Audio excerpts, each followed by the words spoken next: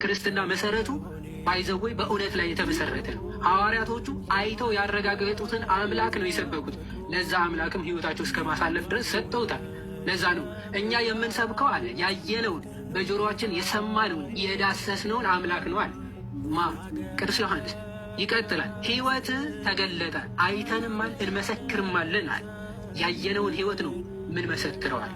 ከአብ ዘንድ የነበረውን ለእኛም የተገለጠውን የዘላለም ሕይወት እናወራላቸዋለን። በቃ የዘላለም ሕይወት የነበረው ከአብ ዘንድ የነበረውን እሱ ጌታ ተገልጧል። ስለዚህ ስላየነው እንሰብካችኋለን፣ እንመሰክራለን። ስለዚህ ሕይወት ሐዋርያቶቹ ሁሉም ሕይወታቸውን አሳልፈው ሰጥቷል።